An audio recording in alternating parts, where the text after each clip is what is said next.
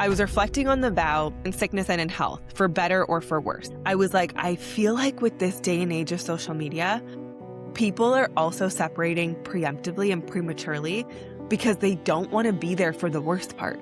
I feel like that comes from the fact that we aren't equipped to be there and support a partner in their worst. And it kind of like makes you feel like there's this grass is greener.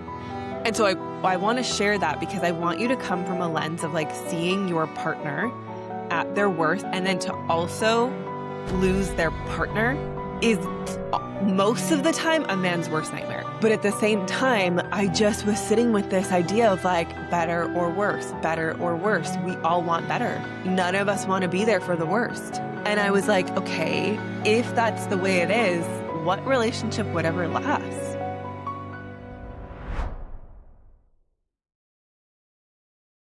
Okay, welcome to this week's episode of the Expanded Evolved podcast. This week, I wanted to talk about sex and marriage. And I have just been having a lot of self-reflection on these two topics lately.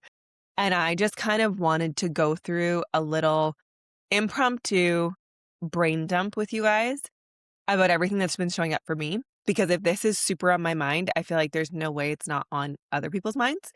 So I want to preface this with the fact that I was celibate for over 20 months. I have quote unquote been single for over 3 years since me and my husband split. And I had like one little situationship in between. Okay. So this is coming from someone who has been married, has had a lot of self-reflection on that marriage, a lot of self-reflection in relationships, a lot of self-reflection in sex and the dynamics that I've been in my life. And kind of coming to this place of a lot of accountability and self-awareness for myself. Okay. So I want to share this with you guys from a place of, I know what it's like to be single. I know what it's like to be in a situationship. I know what it's like to be married. I know what it's like to be in a fulfilled relationship. I know what it's like to not be in a fulfilled relationship. I know what it feels like to have great sex, to have disconnected sex, to have an amazing relationship with myself and my own body now, because I took that time to be celibate from other people. And in that time, exploring my own body. Okay. So take it from that, because I think there's some people who might be like, what do you know about marriage? Like you're technically, divorced. I'm not divorced, by the way. I'm still technically married. We never got divorced. We're just separated. But there's people who could judge that rather than looking at like, okay, I ended a dysfunctional marriage. We were not in a good place. I have committed basically my life to the last 3 years of understanding relationships and coming to a place where I really understand how relationship dynamics work, and what it takes to make that dynamic work in a beautiful way. Because you can be married, but are you in a functional, loving, beautiful, fulfilling relationship? Those are two completely different things. So the fact that someone is just married, I don't feel qualifies them to give any level of advice. And I guess I'm saying this because I've just heard through the grapevine sometimes, like, don't take advice through someone who's been divorced. And it's like, no. I think you should take advice from someone who's been in that, because we can see all the alarms going off of like what also isn't working, and it's going to be the demise of your dynamic if you don't nip that and deal with that right from the get-go. Anyways, all that to say, I have been doing a ton of reflection and looking at myself. So I guess I'll start here. Something that I'm just really feeling, and I had this feeling yesterday, was I was reflecting on the vow that we say so often, especially if you're like married as a Christian or whatever. I don't know what all the vows are everywhere, but basically in sickness and in health, for better or for worse. Okay. So let's just talk about the for better or for worse part. I was reflecting on this and I went, man, I'm seeing a lot of separations right now. I'm seeing a lot of divorces. I'm seeing a lot of families breaking up. I'm seeing a lot of unhealthy relationship dynamics, people just separating. Okay. And it gets to a point where it's like, okay, does everyone really need to separate, or is there something deeper going on here? And there's a few things I feel like are going on. And so I'll talk about that. But one thing on the for better or for worse part, I was like, I feel like with this day and age of social media, people are also separating preemptively and prematurely because they don't want to be there for the worst part. They only want for the better. And what I'm feeling from a lot of people, obviously I'm around a lot of women, But what I'm feeling is for a lot of them, the women want the better. Like they expect to be seen for you're at your worst. And so like, why should I be here? I want the better. And they're not seeing that like the men also maybe have been there for the woman's worst, but most men won't leave the woman in their worst. Women will leave men when they're in their worst. Okay. This is just something that I'm noticing. And I feel like that comes from the fact that we aren't equipped. Like most of us are young people getting married, getting in our first serious relationship, and we don't have the skills to be there and support a partner in their worst. We don't have the foundations of love actually holding us together to support each other in at our worst. And so what I'm just seeing and feeling is like we all want the better, but are you going to be there for that other person at their worst? And that's something that in this day and age with social media makes you feel like you're absolutely insane. You're settling for bare minimum. You're settling for everything. You should just discard them. There's a guy who's going to treat you better. And it kind of like makes you feel like there's this grass is greener.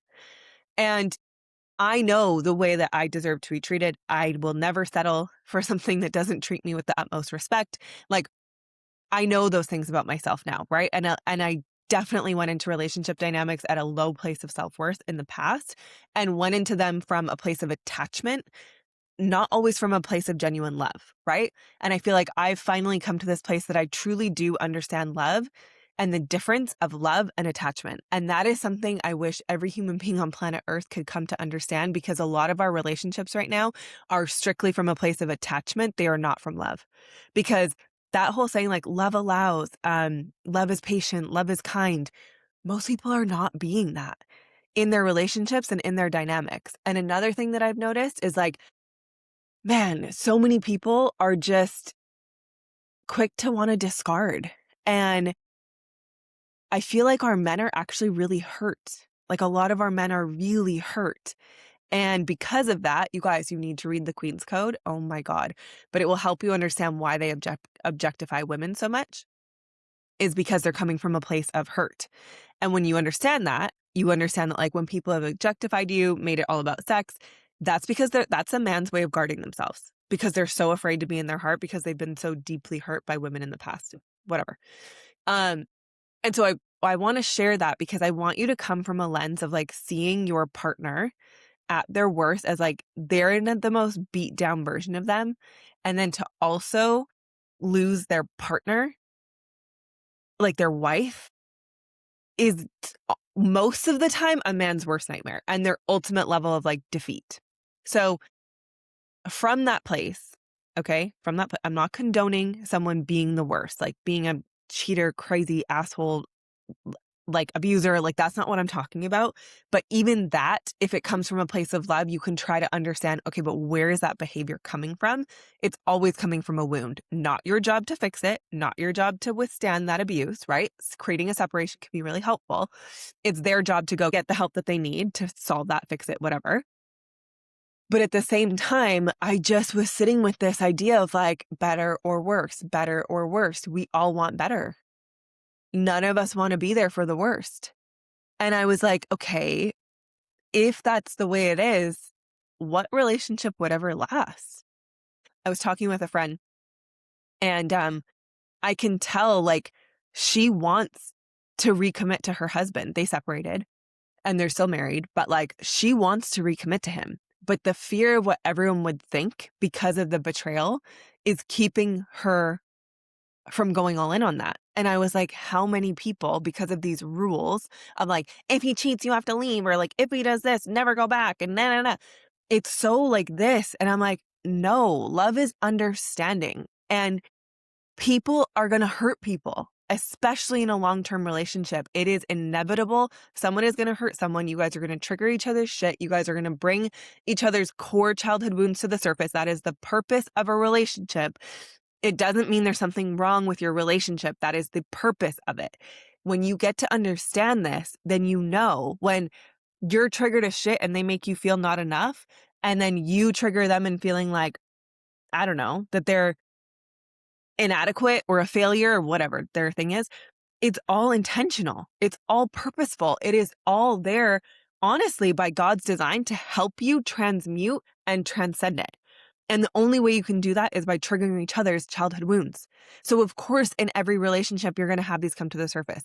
What I'm seeing, though, and not that this is wrong, because I think this might have been an essential part of the puzzle of just feminine, masculine relationship dynamics, all the things, right? I feel like we're in this place where, honestly, I think a lot of women needed to leave men in order for them to hopefully, I feel like it's an initiation.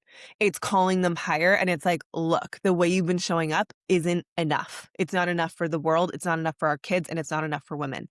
And I think the world made men this way in, the feminist revolution and in the Me Too movement, and just like bashing men and bashing them and bashing them and bashing them. And then the boss babe era of the woman being able to do everything on their own. Okay, well, now a man doesn't feel needed. Where's his purpose? Where is his value? What does he have to offer? What does he have to give? And then we wonder why men's suicide rates are so high. We wonder why a bunch of them feel lifeless and depressed and like are addicted to video games and porn. And this is not blaming women. It's both, right? Have contributed to this dynamic, but it's having some compassion and some empathy. Because what I'm seeing in almost every single dynamic that I have seen that's ended, the man is addicted to something in some capacity. They're either addicted to porn, addicted to sex, addicted to video games, addicted to drugs, which shows me like men are escaping their lives and they don't have the tools to actually show up as a man. So in the for better or the worse, it's like, imagine if us as women could all band together and support them in their worst. And no, we don't need to be the mother. And no, we don't need to know how to support them through that. I think that's where they need to find men's mentorship. And that's where like a men's group is so important, where they can vocally talk about this and get rid of the shame and all of the crap that comes with having an addiction. But they need support. And I think we're living in a world right now where a lot of men don't have that support. They don't have the friendships. They don't have the relationships. They don't have the good, solid men as models in their lives. And I think for a lot of us, they had fathers who they worked really hard, but they never actually mentored men on how to be men. So I feel like we've been left with this generation of men who don't know how to fully step into their power. And I am so grateful for finding Danny Morrell, because he has helped me rebuild trust in men entirely. Watching him go through his processes and his journey and be authentically himself, watching him find his power, lose his power, step into his feminine, find his masculine. Like, I am so grateful because I've been able to witness that outside of a relationship, which has had me have no attachment, just true love and appreciation for the work that he does and what he has shown me in what a healthy man actually looks like. And so with that, I just feel like I've seen, oh man, I can just see so many women are operating in their little girl, but so many men are operating in their wounded, hurt little boy. And I just feel like I don't necessarily have all of the answers. But what I'm finding in myself is like, imagine we encouraged these men, believed in these men, dropped the criticizing, dropped it completely, stopped tearing them down. Like, and again, the Queen's Code was pivotal for me reading this and understanding how every time we critique them, we're castrating them, and it like takes them out of their power and out of their balls. And it's like, we need men in their balls. We need them like, I am a man, like in that gorilla energy. That's what we are all craving. That's what actually gives us safety. And so it's like, if we know that, we need to encourage men to like fill them up and, make them feel, good about themselves in order for them to go become that. In saying that, though, it's not 100% our job. And if you've been that wife that has done that, hey, hi, I have been there, okay, where I offered all of the encouragement and all of the everything. And like, it wasn't enough, because I don't believe that's my job and I don't believe it's yours. We're just an asset to that. What I will say is I understand now that phrase that's like, if it's meant for you, a season of separation may come, because it's not your job as the woman or the wife to do the heavy lifting. Like, that's for God. That's for whoever you believe in, the angels, spirit guides, spirit, I don't know, creator, God, whatever you want to call it. Okay. Don't get weird. But like, whatever you feel that is, I really get it, where it's like, God's meant to do that heavy lifting. They need to go through that process on their own, whether you're in partnership or have chosen to separate, and trusting, like, if they actually lean in, I feel like a lot of separations are happening because the men are being initiated. And while they're being mothered and supported with their wives, that's not the role we were ever meant to play, but it's the role a lot of us take on. in a marriage and in a relationship, we go into mothering. That's not what they need. They don't need another mother. They need to be a man. They need a partner. But we do that. We like want to save them. Like they're having a hard time. Oh, don't worry, I got it. Oh, you're struggling with mine. Don't worry, I'll help bail you out. Oh, you don't know how to do that. Don't worry, I got it. Like we bail them out rather than allowing them to move through that struggle because it can be hard to watch, especially if you're a very like capable woman, let's say. But it's understanding like that's part of the process is they need to go through that. Man. So all that to say, I really feel we're in this season where separations might be happening, but I need you to trust that like if it's happening and you've tried everything, it's meant to happen. And that season of separation could be their initiation into becoming who they're meant to become. And they couldn't have done it together. And I really feel like if both people go and commit to their own healing, their own evolution, their own everything, eventually you can get to a place where you can come back together. And I really feel if both parties separately commit to their own healing journey and evolution and becoming that best self version of them, committing to their own self-love to actually understand what true love feels like, not attachment, it can build really beautiful, healthy relationship dynamics in the future. And so with that, I had this journey basically, and this is where I want to come into the sex part, because what I read the other day was like so many people are having sex, but they're actually just masturbating with each other's bodies. No, sit with that. Like most people that are having sex are just masturbating with each other's bodies. And I read that and went, holy shit. Because let me tell you, from doing all this work and getting very in tune with my own body, I can feel it when someone is essentially like using my body like a pocket pussy, you know? Like they're there to get what they need. It is not a mutual experience of true connection. And that comes from a fear of intimacy, right? And now I used to have that. So I completely understand that, where it's like, I just want the orgasm because then I can get away from the situation that's very close and confronting because I have a fear of intimacy. Okay. So I've been there. But now, this place that I'm in and this love of presence, being in my body, being in the moment, being there for deep soul connection, there's no other way to see it. It's like, that's what we're here for, is to literally connect with each other's bodies and take each other to God. I have seen, you guys, the way I see a penis now, I'm like, of course the head is like a mushroom. It's supposed to take you on a journey. I'm calling it like the rocket mushroom or something. Oh, I don't know. I messaged in the group chat the other day, in Inner Circle. And I was like, you guys, it's like a rocket. It's like the mushroom. Of course it's a mushroom because mushrooms take you on a journey, but so do dicks if you allow them. Like when it goes inside and it can like literally take you to God. You can have the most insane experience when you have a cervical orgasm, a full body orgasm. Like there's so much more than just clit stimulation. And so many people like, that's how we have sex. We're like, oh yeah, I had an orgasm from the clit. And I'm like, wait a second. You've never had a cervical orgasm, an internal orgasm. The fact that do you know your throat? I haven't talked about this on the podcast. I don't think you can have a throat orgasm. Yeah, your throat is like a vagina. You might not have known that, but it is. And so you can have a throat orgasm, you can have a full body orgasm, you can have all of these different things, okay? To think like the clit is like fast food. No, like that. Yes, it feels nice. Yes, it's a pleasure point, but it is not like the epitome of what sex is supposed to be and the connection point you're supposed to have. And I am so passionate about this right now. That's why I'm talking about it. And I don't know if I've ever like talked about it like this before, but I think this is important because so many people are having sex so freaking deeply disconnected and you're starved for the true connection that it's actually supposed to give you. Like sex is meant to be this incredible, beautiful, connecting experience where your two souls literally merge, become one, and you go on a freaking journey that will take you to God, to higher levels. And that's what sex is supposed to be. And people are out here like, oh yeah, I'm sexually liberated. I fuck whoever I want. No. Do you want to cross-contaminate with souls everywhere? I don't. No way. Like that is so sacred. So be really mindful of that because it's like, yes, okay, be an open portal and allow people into your body. That's your choice. But I really see it as like our vaginas are a little portal and an entry to God. And like, do they have access to that with you? I don't know. I think it's quite sacred. I think that's what sex stands for. Sacred energy exchange, by the way. Is it that? Energy? Yeah, yeah. I think that's what it stands for. Anyway, so it's like if you see it as that,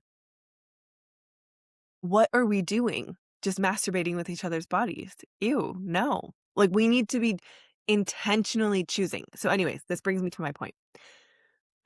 So, I had a journey while I was in Greece. Okay. And in that journey, I was able to feel myself basically have an orgasm through breath, which is funny because I had been told at my first mushroom journey ever that I needed to learn Tantra and I'm supposed to help people with this in like connecting to their bodies and stuff like that. And I was like, okay, weird. It was so far off from like where I was at the time. I couldn't see it. And now I'm like, oh, I see it. I think I can see the value here and like how I'm meant to help women connect with their bodies. Okay, cool. Okay. So I'm in this journey and I can feel this and it's moving through, which is interesting because in ayahuasca, it's shown me pussy power. In another one, it's given me full body orgasm through breath. And then this one, I would have done it, but I was like not deep enough where I was kind of like, this is weird to have an orgasm in a room full of people, but it's not. It's just energy, breath moving through your body and it feels great. Okay, cool. So anyway, in that, I see the power of giving a blowjob. And it is so effing spiritual. It is not what pornography has made it, where it's like you're just like all like gross and disgusting and like demeaning and gross in the way that they kind of depict it.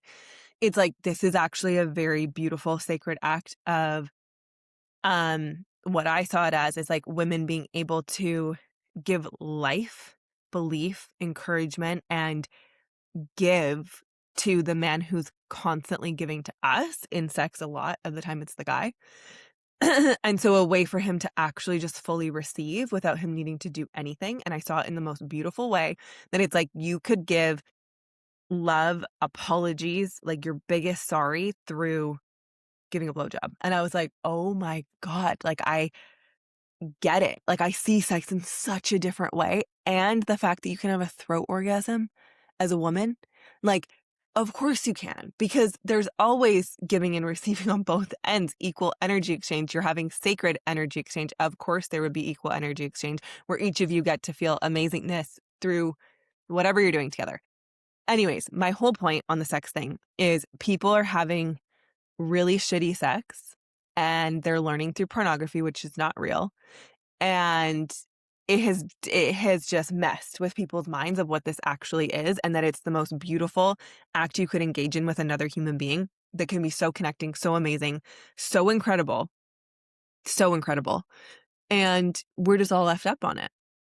And so many of us are not doing it right. And I'll tell you, like when I was married, there was a part of me, like me and my ex have been having amazing conversations lately, like very open, honest conversations about things that happened in our marriage and like things that I've noticed about myself, especially through all the work that I've done where I'm like, man, I can take accountability here. I can see what I did in this area. I can see how messed up that was. Like, I don't even relate to that girl that was like at the end of our marriage and how I was in sex and everything. I'm like, what the F? Like, how did I become that?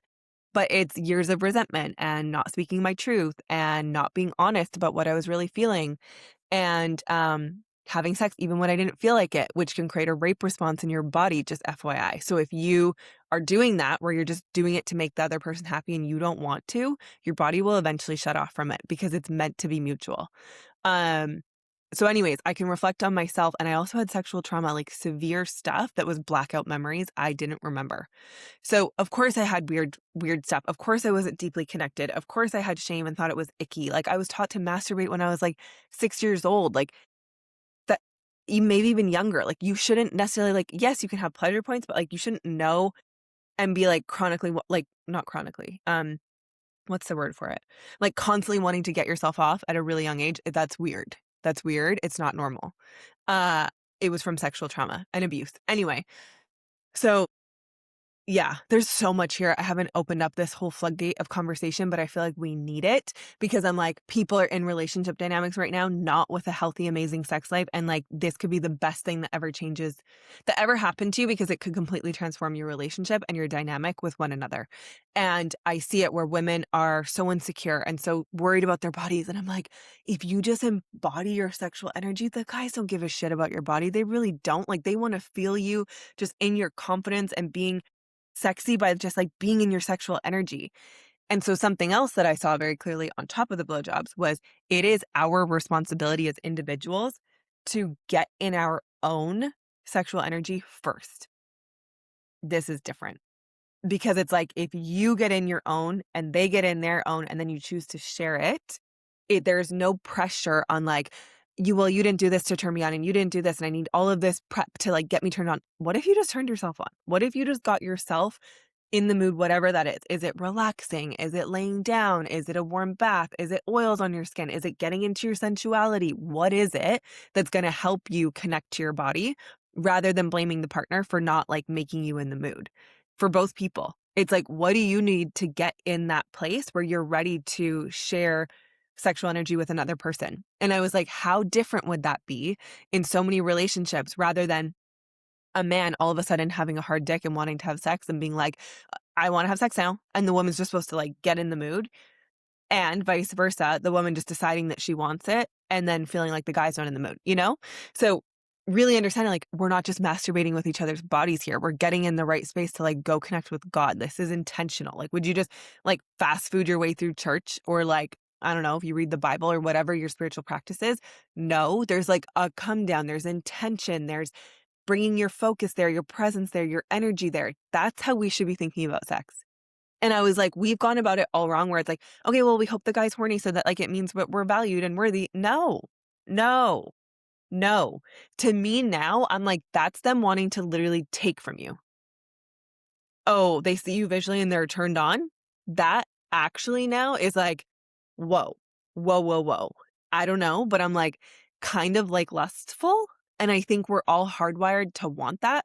Even me, I've been like, I want you to look at me and want to like, devour me essentially and like desire me. And of course, every woman wants that. But I'm like at a deeper level, you want them to care about you so much that they also would never want to do that to you without you being in the right place to also want it. Do you know what I mean? And that's where like that reciprocation, like sacred energy exchange and the reciprocal nature of it really does matter. Anyways, all that to say, I have been going on a deep dive in regards to sex, thinking about marriage, and there's so much more I could say on this. But really, I think that was the main point was the better or worse. And I just want to leave you with the reflection point of like, if you think of better or worse, have you loved them and they're better? Sure. But can you also love them at their worst? And like, how can you show up for them through that, especially if you're in that season right now where you're seeing that? Um, and for me, it was realizing like there was so much of me in my marriage that I mothered, I enabled, I never spoke my truth. I never spoke up when things upset me. I just allowed it to because because when I would speak up about things that upset me, I wasn't met in that. We didn't have the capacity to actually listen, I think, too. It was, like, met with assuming something's wrong with them or, like, wanting to get defensive because 'cause they're worried they're in trouble, like and I think that's just normal when you're younger too, where when you're an adult, you realize, like, your experience is your experience, and yes, I can take accountability for how I made you feel, but also sometimes it's legitimately just feelings, and it's not necessarily right or wrong, it's just, like, I had feelings about this, and you had feelings with this, and it is what it is. But I used to not speak up. And so I think I'm sharing this because if you're married right now and you want your marriage to last, do not hold everything in. You can't. And like something that could be really helpful is maybe you create weekly meetings where like you legitimately sit down and meet about your marriage. It's not just date, it's not just fun, it's not just you eat and have wine and whatever, hope that you bang after. Like you legitimately sit down and have a meeting about your marriage. Like, how is it going? How did you feel this week? Did you feel like I showed up for you? Is there ways I didn't show up for you? Is there ways you need me to show up for you differently so that you can feel loved and supported? Is there ways that is there something you need from me that you're not getting? Like true, honest conversations. Something that we didn't really do in our marriage at all. Um, and so looking back at that, it's like it's given me a lot of perspective too of like how different it would have been if we had true, honest communication the entire time. It was crazy. Like we had 2 babies back to back, we started building business, we moved, we did all these things. And so like life was crazy. And we prioritized a lot of like friendships and our kids over our marriage. And so I can see now that of course that leads to the demise of your marriage if you're not prioritizing that above your business and above your kids and all these things because it needs to be prioritized. It is sacred and important. And so if you're married, I just want to encourage you, like, prioritize that marriage. Like, even if it feels kind of shitty right now, and even if you guys feel super disconnected, even if it means no sex and like having a one like face-to-face meeting where you're talking about stuff, try to come at it from a lens of like curiosity and not from a place of defensiveness or like, you did this to me and you did that. Because I'll tell you, the reason me and my ex have had these beautiful conversations now is because there's no blame. Like, I'm able to take 100% accountability for who and how I showed up, and he's able to take accountability for his. And that's allowing us to have conversations from a totally different lens and like attacking each other and hoping that each other sees each other's sides and like who did what and who's wrong and what. Blah, blah, blah, blah. And so, because that's dead, we're able to have these really amazing conversations. And it's been so healing because it's like, wow, validating for one to hear him say his piece, but also validating for him for me to take accountability on my piece. Because it is both parties. Like, even if you feel like your husband cheated on you and it's all his fault, there's something that played into that happening, right? In the dynamic. And so it's like, rather than just blaming that, you need to look at yourself and be like, okay, how did we get here? What role is there anything I did, any role I played? And being open to hearing that feedback. I know it doesn't feel comfy, but if we're really honest, I'm at this place where it's like, if you're the woman who's constantly tearing your man down, constantly, like he can never do anything right, nothing is ever good enough, you're constantly belittling him, are we surprised when they eventually turn to an affair or cheating? And if you're never sleeping with them, no, this is not validating the behavior of cheating, but are we really surprised? Like, how can we be surprised, you know? So it's like taking our own ownership and accountability of how were we being? Were we being really loving? Did we make them feel amazing? Did we make them feel valued and worthy? Because if we didn't, like, is it a shock someone ends up wanting to feel that from somebody else? Like, this is a basic human need, you guys. And I think we have this weird thing about cheating where we're like, oh no, they're wrong. It's like, okay, but can we, like, for me, I'm like, if you didn't sleep with a guy for 10 years and he eventually what do you think? What did you think was going to happen?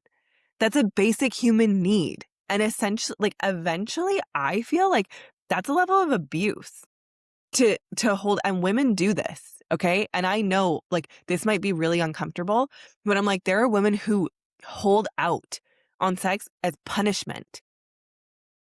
What if a guy was holding out money from you as punishment? Like, there's places where I'm like, we need to take true accountability for how we're showing up in our lives and our relationships on both sides. That is not excusing a man who holds money over your head when you're doing everything correctly. I'm not talking about that. And same thing with like, if he abused you or did something and you don't want to sleep with him, that's fine. But it's the place of like the energy it's coming from. And like, if you're in a relationship, frick, like be in a beautiful, loving relationship. And if it's not beautiful and loving, you have work to do. You need to prioritize it because that's not fair to either of you to be in an unloving relationship that doesn't feel healthy.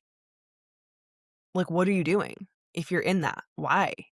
Either, like, again, it's like I started this better or worse, but it's like, have the honest conversations. Is it going to be comfy? No. Is there probably going to be tears? Yes. If you need to separate in this season, that's fine. But like, come back to the honest conversations that need to be had because I'm telling you, it doesn't get better bypassing it. I went years with bypassing how I was feeling, what was making me upset. And we were talking about some stuff, but like, I put my needs aside for a long time of like what I was actually needing in my soul and my heart to feel fulfilled.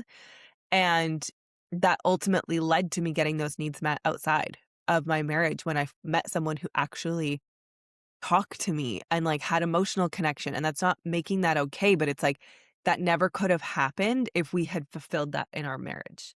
So a lot of the time when someone steps out for all these different reasons, it's because a need isn't being fulfilled. And so having those weekly conversations and being able to communicate about it, most of us don't have the skills to do. I definitely didn't back then. Now I do. But being able to be like, hey, like this doesn't feel good. I'm feeling off here, and having true, honest, authentic conversations with each other to come to an agreement and connect. And it's the connection and repair. So, anyways, that's my current thoughts on sex, love, and marriage. And I actually kind of like that, sex, love, and marriage. And maybe I will start doing some episodes about this because I've just been doing a lot of reflection for myself, and I feel like hindsight's 2020. I think that's the way you say it. But it's like if I've had a lot of reflection points and I'm noticing a lot about myself, I'm sure it can help you in your marriage too to like know where it's headed if you don't deal with it. You know? It's like eventually it will lead to really just a big, huge disconnect in your relationship where you'll end up living like roommates. And that's not how you want it to be. You want to be able to like love each other, cuddle each other, want to spend time with each other and like love on each other. It doesn't feel good to live in a relationship and live in a house that doesn't feel like that. So learn, take the space if you need it, but then like learn how to create that because it's so important. So anyways, if that was helpful, share it with someone you know. A little bit of a different episode, but thanks for bearing with me. And yeah, take radical responsibility and accountability for yourself and your actions because there's pieces that we both contribute, even to the worst of the worst happening in a relationship. I am not blaming you at all. Okay. I want you to know that, even if some of the things that I said earlier, but it's just taking that radical responsibility and ownership of like all you can control is yourself. So how can you take ownership of anything you may have contributed to the dynamic, knowing how to shift it within you, but also to never bring that into a dynamic in the future?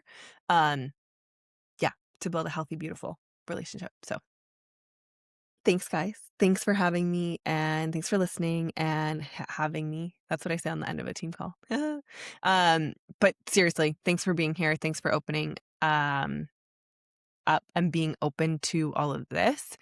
And I'm excited to talk more about sex and stuff like that because it's very present in my life right now of something that I'm going on a deep dive in. And anything that's a passion project of mine is going to get shared here. So I love you guys. I will see you in the next episode. Share this with someone if it was helpful. Bye.